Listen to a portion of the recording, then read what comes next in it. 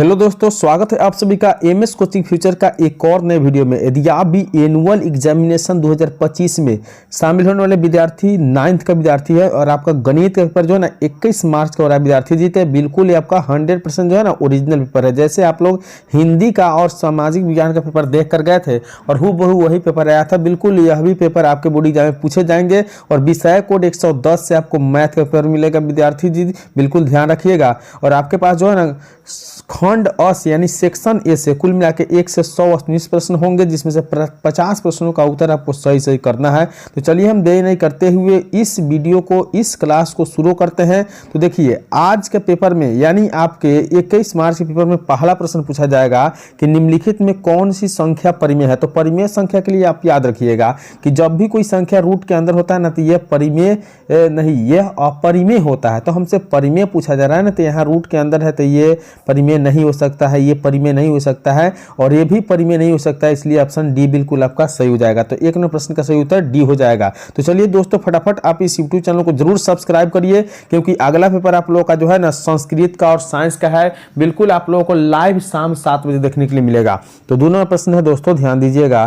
दो नंबर प्रश्न ने कहा है कि √6 का गुना √8 से हम करें तो इसका मान क्या हो जाएगा। तो देखिए √6 से √8 में अगर हम गुना करते हैं ना तो कितना हो जाएगा, तो 6 8 48 हो जाएगा। और 48 से गुणनखंड अगर हम 16 गुने 3 में करते हैं तो वर्गमूल 4√3 हो जाएगा। कितने हो जाएगा, 4√3 हो जाएगा। तो 4√3 जो है ना ऑप्शन ए में दिया हुआ है, यानी दो नंबर प्रश्न का सही उत्तर ए हो जाएगा। बिल्कुल 100% ओरिजिनल पेपर आप देख रहे हैं, इसमें कोई शक की बात नहीं है। आप लोग सही पेपर को देख कर जाइए, जैसे आप लोगों ने हिंदी और सोशल साइंस का पेपर देख कर गया हूबहू आया था, उसी प्रकार से ये भी आएगा। तो यह फॉर्मूला है कि a² - b² है, तो यह फॉर्मूला होता है a + b × a - b option B, यानी 3 का ऑप्शन बी बिल्कुल सही उत्तर हो जाएगा। चौथा नंबर प्रश्न में भी फॉर्मूला है कि x + a × x - b का फॉर्मूला क्या होता है। तो देखिए यही फॉर्मूला होता है x² + a - b × x - ab, ठीक है ना।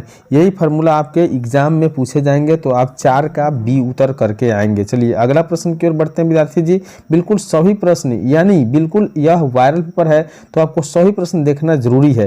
तो चलिए अगला प्रश्न है 5 नंबर प्रश्न।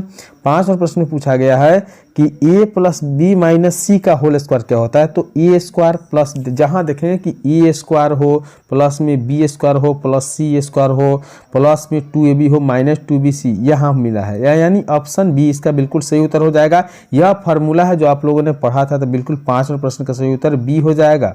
अगला प्रश्न देखिए 6 नंबर प्रश्न आपके सामने है, दिया हुआ है कि निम्नलिखित में से कौन सी अपरिमेय संख्या है। तो जिसका वर्गमूल संभव नहीं होता ना वही अपरिमेय संख्या होता है। तो 121 का 11 होगा और 289 का 17 होगा। तो यहाँ 200 जो है ना इसका वर्गमूल नहीं होता है, क्योंकि 196 का 14 हो जाएगा।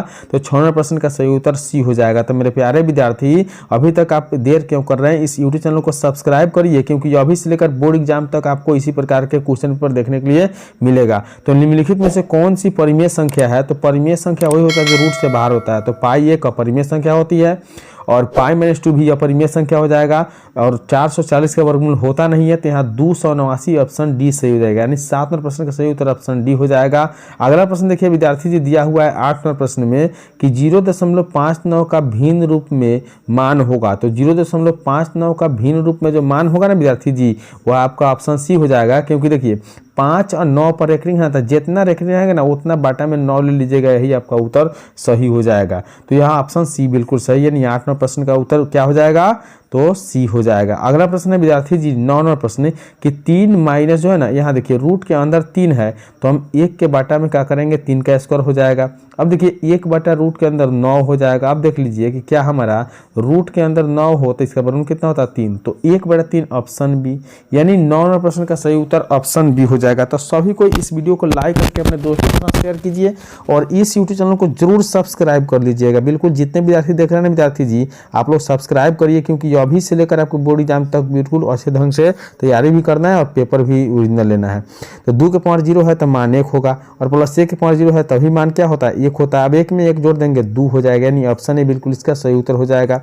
अगला प्रश्न देखिए विद्यार्थी जी, पूछा गया आपसे, सॉरी 11 नंबर प्रश्न मिस्टेक हो गया है। चलिए 12 नंबर प्रश्न देखिए, दिया हुआ है कि निम्नलिखित में से कौन सा बहुपद है। विद्यार्थी जो बाटा में चर होता है ना बहुपद नहीं होता है, जो रूट में होता है वह भी बहुपद नहीं होता है, यहाँ भी बहुपद नहीं है। तो आपसे ये बहुपद है जो त्रिघात बहुपद है, यानी 12 का ऑप्शन सी सही हो जाएगा। तो एक बार सभी को इस वीडियो को लाइक करिए, इस यूट्यूब चैनल को बिल्कुल सब्सक्राइब करिए। 13 नंबर प्रश्न देखिए, पूछा गया है कि बहुपद x square x into x square plus x की घात होगा। तो विद्यार्थी जी यदि हम 100 से 100 में गुना करते हैं ना तो इसका पावरवा 3 हो जाएगा विद्यार्थी जी। तो यहाँ ऑप्शन सी हो जाएगा इसका सही उत्तर, यानी हम कह सकते हैं कि 13 प्रश्न का सही उत्तर सी यानी 3 हो जाएगा। 14 प्रश्न विद्यार्थी जी की बहुपद इतना इतना के गुणांक क्या होगा। तो मैं एक्स में गुणांक कितना है, एक्स का पावर 3 है तो गुणांक कितना है, तो एक्स के पावर किसके साथ है देखिए तो क्यू, तो यह -3/4 के साथ है। तो -3/4 इसका सही उत्तर होना चाहिए, यानी ऑप्शन बी। 14 नंबर प्रश्न का सही उत्तर ऑप्शन बी आपको करके आना है। 15 नंबर प्रश्न देखिए, पूछा गया कि निम्नलिखित में से कौन सा एक त्रिघाती बहुपद है। तो कौन त्रिघाती बहुपद है बहुपद, तो ध्यान दीजिए जिसका घात 3 होता है त्रिघाती बहुपद होता है। तो 15 प्रश्न का सही उत्तर क्या हो जाएगा, ए हो जाएगा विद्यार्थी जी। बिल्कुल सही प्रश्न जो है ना इंपोर्टेंट है, यानी आपके बोर्ड एग्जाम में यही प्रश्न पूछे जाएंगे जो 9th का फाइनल एग्जाम है। तो देखिए 16 नंबर प्रश्न है कि 7 के पावर 1/2 और 9 के पावर 1/2। तो 7 के पावर विद्यार्थी जी 1/2 होता है और गुने 9 के पावर भी अगर 1/2 होता है, तो यहाँ हम क्या करेंगे, पावर समान हो तो हर के गुना करेंगे, यानी 7 9 63 के पावर 1/2 हो जाएगा, यानी ऑप्शन सी इसका सही कर देंगे। तो 16 प्रश्न का सही उत्तर क्या हो जाएगा, सी हो जाएगा। अगला प्रश्न देखिए 17 प्रश्न में आपसे पूछा है कि 2 के पावर 0 प्लस 7 के पावर 0 का इस बाटा में 5 के पावर 0 हो तो मान क्या है। तो 2 के पावर 0 है तो मान 1 हो जाएगा, 7 के पावर 0 है मान 1 हो जाएगा, 5 के पावर 1 है तो 1। अब 1 में 1 जोड़ देंगे तो 2 होगा विद्यार्थी जी, ठीक है। तो ऑप्शन सी करके आइए, यानी 17 प्रश्न का सही उत्तर ऑप्शन सी करके आना है। 18 नंबर प्रश्न, बिल्कुल 18 नंबर प्रश्न भी हम नहीं सेट कर पाए हैं। तो चलिए 19 नंबर प्रश्न है, इस प्रश्न का सही उत्तर हो जाएगा 1/2, क्योंकि देखिए घात तो है ना स्क्वायर है 64 करिएगा और 64 करिएगा तो इसका कॉर्नर रूट में पावर कितना दिया हुआ है, तो 4 दिया है। तो 4 जो है ना, तो देखिए 8 का स्क्वायर होगा तो इस तरह से इसका उत्तर ई हो जाएगा, ठीक है ना। अब देखिए कि 20 नंबर प्रश्न है कि 7 के पावर 0 है तो मान 1 हुआ, फिर 7 के पावर 0, फिर 7 के पावर 0 1, फिर 7 के पावर 0 1, तो 1 में 1 जोड़ देंगे तो 3 के बटा में 1 लिखने की कोई ज़रूरत नहीं है। तो 20 नंबर प्रश्न का सही उत्तर ऑप्शन ए हो जाएगा। 21 नंबर प्रश्न जो है कहा है कि 1/11 का गुणात्मक व्युत्क्रम है, तो गुणात्मक क्या होता है, तो ऊपर चल जाएगा, यानी ऑप्शन ए हो जाएगा। तो ऑप्शन ए यानी 21 का ऑप्शन ए बिल्कुल सही उत्तर हो जाएगा। अगला प्रश्न है 22वें प्रश्न में कि 7 प्लस रूट का योज्य प्रतिलोम। योज्य प्रतिलोम क्या होता है, चिन्ह को बदल दीजिए, यानी +7 है तो माइनस कर दीजिए, +5 है तो माइनस, ऑप्शन सी, यानी 22वें प्रश्न का ऑप्शन सी सही उत्तर हो जाएगा। अगला प्रश्न देखिए 23वें प्रश्न में आपसे पूछा गया है कि 5 का स्क्वायर है और फिर 5 के पावर क्यू है, तो हम 5 से 5 से गुना कर देंगे तो 25 हो जाएगा ना। अब 25 का पावर क्या हो जाएगा, देखिए तो 25 का पावर जोड़ देंगे ना पावरवा तो कितना हो जाएगा 5, यानी हम इस तरह से ना लिख के हम 5 के पावर 5 लिख सकते हैं। तो 5 के पावर 5 का है ऑप्शन ए, यानी 23वें प्रश्न का सही उत्तर ऑप्शन ए हो जाएगा।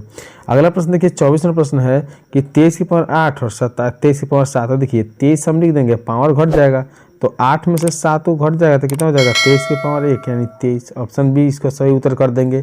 तो 24वें प्रश्न का सही उत्तर ऑप्शन बी हो जाएगा।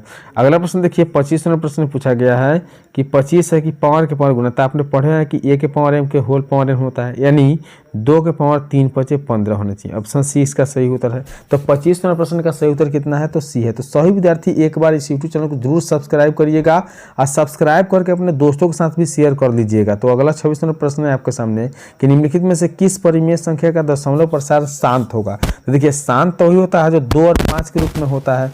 तो अशांत पूछा जा रहा है ना, तो अशांत जो हो जाएगा ना वो 70 वाला हो जाएगा। क्यों 70 वाला हो जाएगा, क्योंकि 70 गुणा करिएगा ना तो 2 से आ जाएगा 35 है, यहीं पे अब हमें 5 से करना होगा तो 5 से 35, यानी ऑप्शन सी इसका सही उत्तर हो जाएगा 26वें प्रश्न पे। तो अगला देखिए 27वें प्रश्न में पूछा गया है कि संख्या रेखा पर दर्शाइए। तो संख्या रेखा √3 का मान क्या होता है, 1.73 होता है और संख्या रेखा के बीच स्थित है। तो बीच की बात कहा जा रहा है ना, तो बीच तो 72 भी है, यहाँ 83 है, तो ऑप्शन डी यानी 1.73 आना चाहिए। तो यहाँ 7 2 3 है तो बीच नहीं हुआ, यहाँ भी बीच नहीं हुआ, तो इसका हम ऑप्शन डी सही कर सकते हैं। 27वें प्रश्न का ऑप्शन डी सही हो जाएगा। 28वें प्रश्न देखिए कि √35 से अगर 7 में हम गुना करते हैं तो रूट के कितना हो जाएगा, ध्यान दीजिएगा कितना हो जाएगा विद्यार्थी जी, यहाँ रूट के अंदर हो जाएगा 7 से 35 में गुना करेंगे तो 7 से 35 के 5 हाथ लगा 3 और 7 3 का 21 गो, 7 से 35 के 5 हाथ लगा 3 और 7 3 का 21 गो और 3 कितना होता है 24, तो 245 अब देखिए 245 का अगर हम गुणनखंड निकालते हैं तो यह कितना हो जाता है, तो बिल्कुल 245 का गुणनखंड करिए कितना हो जाएगा 245 का 7 × 3 7 × 21 2 23, तो 7 × 21 7 से 35 3, तो 245 से करेंगे तो 2 से कितना हो जाएगा, 2 से तो नहीं लगेगा, 3 × 24 5 से लग 5 × 20 5 से लगेगा 5 × 20 5 × 45, यानी हम कह सकते हैं 7 से 7, तो 7√5 इसका आ सकता है। 7√5 जो है ना ऑप्शन आपका 20 सही उत्तर हो जाएगा। 28 का 29वां प्रश्न है कि बड़ा वास्तविक हो तो एम और एन का संबंध होगा, तो यही हो जाएगा ऑप्शन सी सही कर सकते हैं। 30वां प्रश्न देखिए, 30वें प्रश्न में कहा गया है कि x - 1 निम्नलिखित में से किस बहुपद का एक गुणनखंड है, तो गुणनखंड कब होगा, जब मान रखेंगे x - 1 है बराबर में 0 रखेंगे तो x बराबर क्या हो जाएगा 1 हो जाएगा। अब देखिए 1 किसका मान रखें कि 0 हो जाएगा, तो यहाँ देखने पर पता चल रहा है कि 1 की मान b में रखेंगे तो जो है, क्योंकि 1 का स्क्वायर 1 हो जाएगा, -3 × 1 हो जाएगा, प्लस में 2 हो जाएगा। तब देखिए 1 में अगर हम 2 को जोड़ देते हैं तो 3 हो जाएगा, 3 में 3 से गुना कर देंगे 0, यानी 30वां प्रश्न का सही उत्तर बी हो जाएगा आपका। 31वां प्रश्न जो है यहाँ फार्मूला पूछा गया है, इसका शायद उत्तर 0 ही होना चाहिए, लेकिन आप लोग देख लीजिएगा, इसको हल करना पड़ेगा।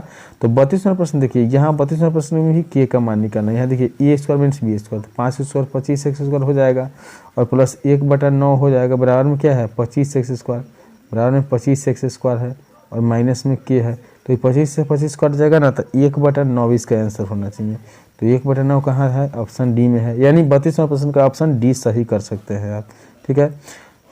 तो 32वां प्रश्न देख लिए। 33वां प्रश्न देखिए, यहाँ जो है ना फार्मूला है x³ + y³ a³ + b³, यानी यहाँ उत्तर हो जाएगा x + y × x² - xy, तो ऑप्शन बी 33 का ऑप्शन बी सही उत्तर हो जाएगा। तो एक बार सभी को इस वीडियो को लाइक करके यूट्यूब चैनल को जरूर सब्सक्राइब करिए। यहाँ जो है ना गुणनखंड आप निकाल लीजिएगा, गुणनखंड निकालने के बाद जो है ना आपका उत्तर सही मिल जाएगा, जो आप लोग गुणनखंड आराम से निकाल सकते हैं। यहाँ 6 में 3 से गुना करेंगे 18x² हो जाएगा, और 18 के हम 9 और 2 के रूप में करते हैं, तो इसको चेंज कर देंगे तो माइनस में 9 हो जाएगा और प्लस में 2, तो -9 + 2 हो सकता है यहाँ। या दूसरा हो सकता है कि अगर 18 हो तो हम 6 × 18 कर सकते हैं, तो ये नहीं होगा, 18 का 9 और 2 ही करना होगा, ठीक है, तब जाके आपका उत्तर सही मिल जाएगा। तो आप देख लीजिएगा। चलिए आज की वीडियो में इतना ही, मिलेंगे अगले वीडियो में, तब तक के लिए बाय।